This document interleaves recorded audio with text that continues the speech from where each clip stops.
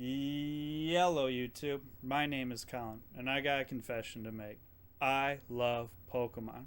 I love the games. I love the anime. I love the toys. I love the manga. I love the merchandise. I love the apparel. And of course, I love the trading card game. So when the video games and the card games meet, it has to be something super spectacular, right? Right? Yeah, pretty much.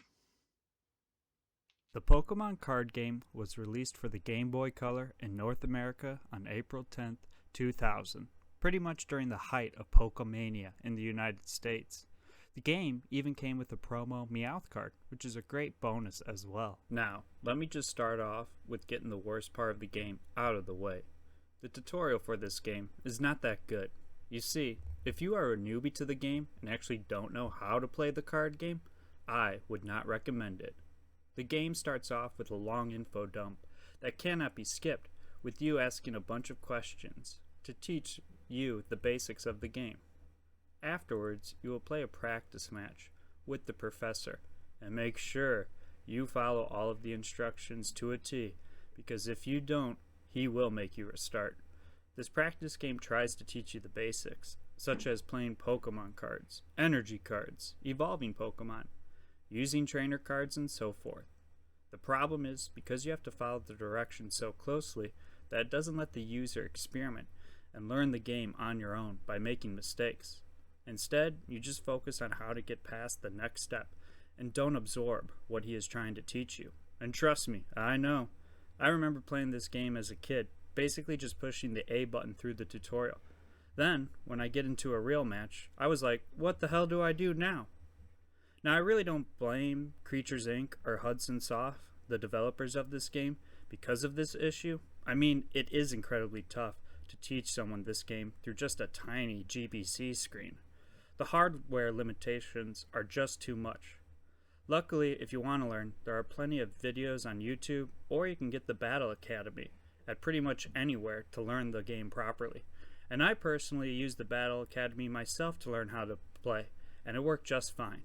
Oh, and make sure when you complete the tutorial to change the text speed to fast. It makes a world of difference. The story of this game starts you off as a new player who is trying to be a Pokemon TCG master and to collect all of the cards, specifically the legendary Pokemon cards.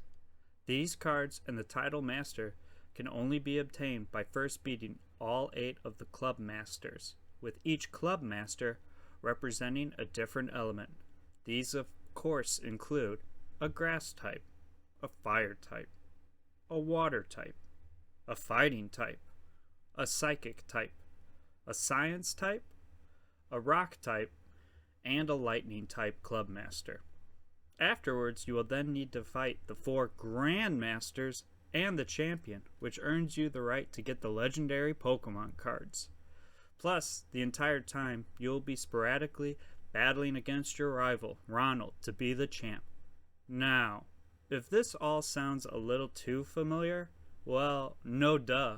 They literally just took the exact same plot from Red and Blue and made it into a card game, which honestly works incredibly well.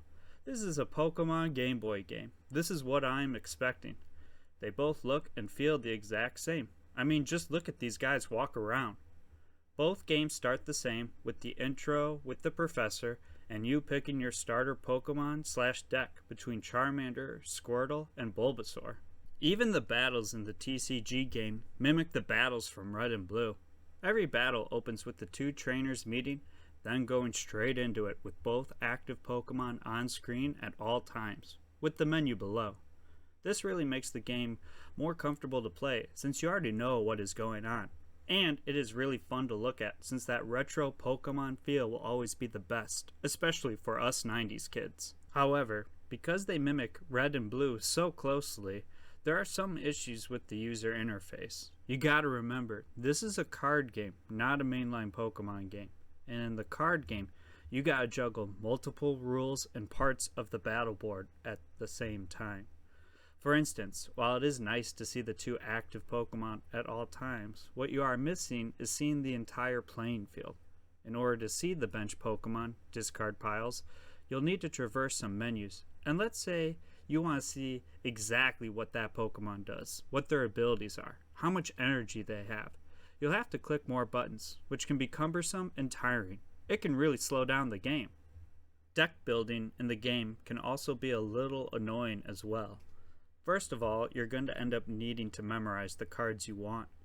The game makes you add all the cards to a deck from a list, but doesn't tell you what the card does unless you click on multiple windows. This can really slow things down, especially when there are two different cards of the same Pokemon. But the more you play, the more you learn, and you will get quicker. The game also lets you have 4 active 60 card decks, but each deck must use its own cards. These decks cannot share any cards. For instance, if I want all 4 of my decks to have 4 copies of the trainer card Bill, then I'm going to need 16 copies of Bill, which trainer cards in this game takes forever to get. I guess the developers were going for a realistic approach, but come on, this is just a game. Let me make all my decks from the same card pool. If you are anything like me, then you'll just end up using one deck for the entire game and just modifying it and powering it up when needed. Honestly though, I am just nitpicking. These really aren't big issues at all, and because of the hardware limitations and that tiny Game Boy Color screen, they made the right call design-wise. These are only things I noticed now playing the game in 2024. What the developers did nail and make perfectly were recreating those original Pokemon cards in the game. Just beautiful, especially if you are 90s kids like me and just love seeing those original designs. This game has all the cards from base set, jungle, fossil, plus some promo cards.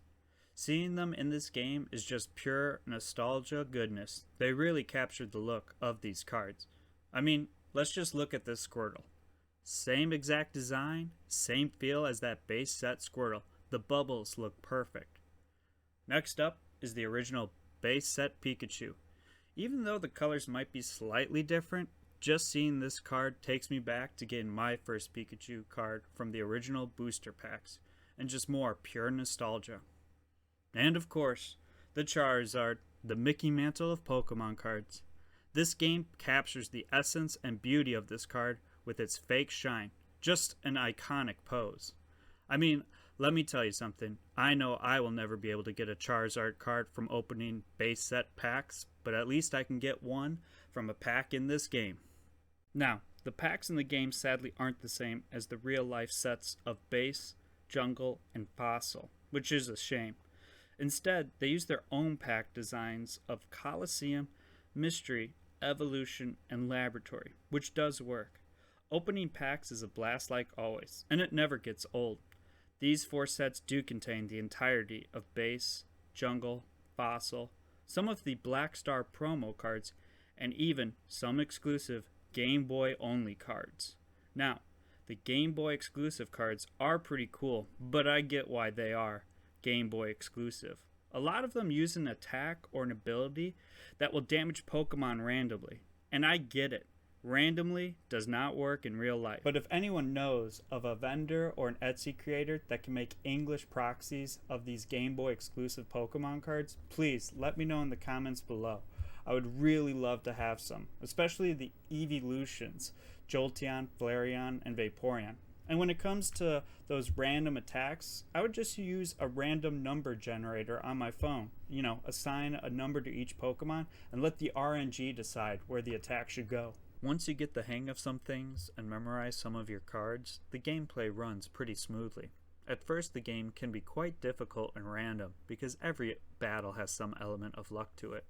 Some will end really quickly, while others will feel like a death by 1,000 cuts. I really wish this game would include a forfeit button, but for some reason it doesn't. But the more you play, the more packs you will get, and the better your deck will be, and the faster and easier the battles will be. You see, that's how leveling up works in this game. With packs, the more you get, the better you become. It's pretty simple. All of the battles you face are great, with all of the trainers you go against being unique and one of a kind. No copycats in this game. And what's nice is after you beat them, you can replay the battle again for more packs. Basically just farm them. What is incredible is all of the different battle animations there are in this game.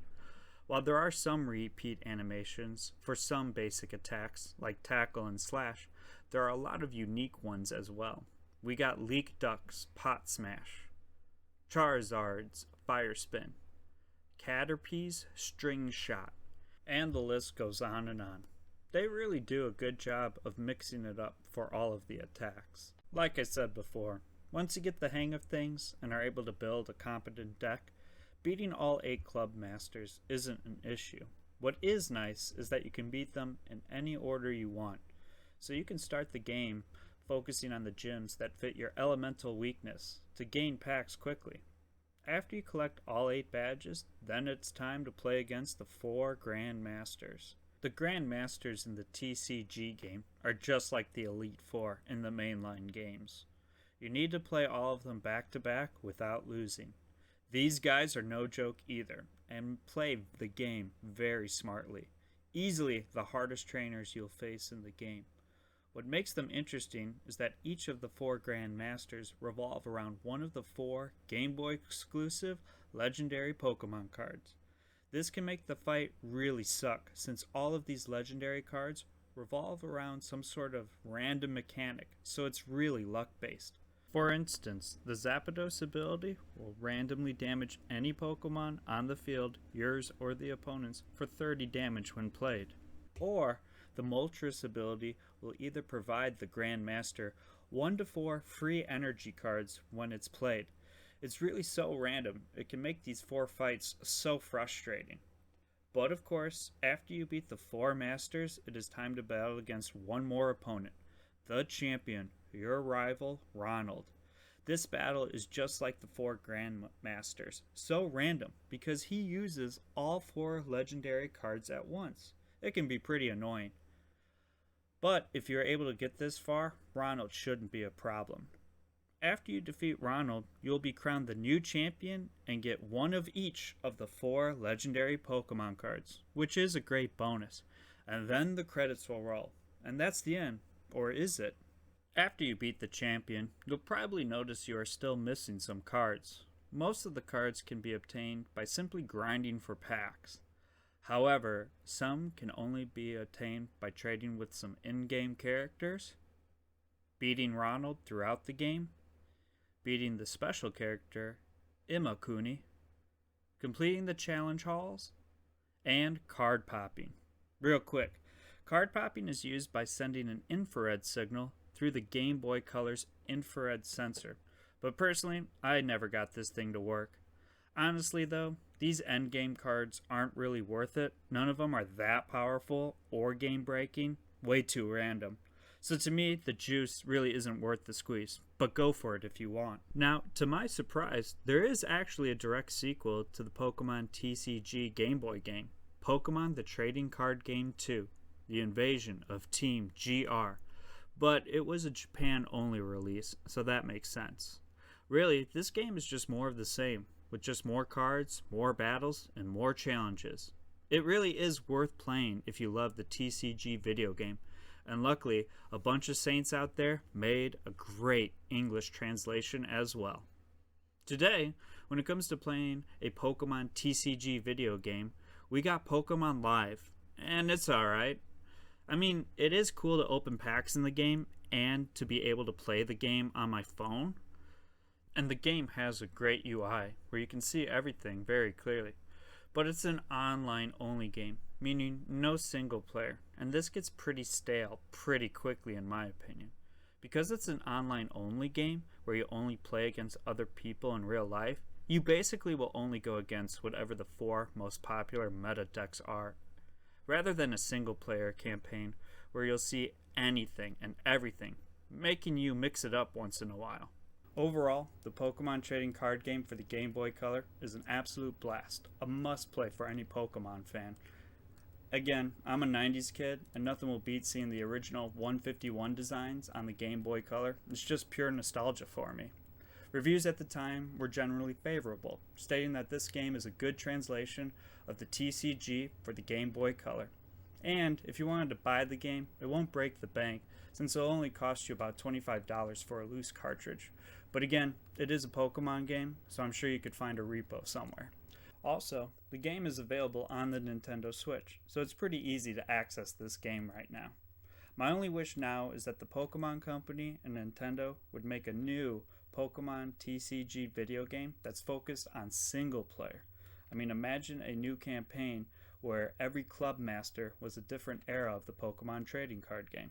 You know, one around Neo or E Series or Black and White. Now that would be something, but I doubt it'll happen. Hey, thanks for watching. If you enjoyed the video, you know what to do. I also have another video on Knuckles Chaotix. That was my first ever video, and I made that from scratch in about 5 days. No experience, nothing. At first I was thinking of taking it down and remaking it much better, but honestly, I love it the way it is. It's rough around the edges, but it's fun for me to see. Appreciate it. Thank you.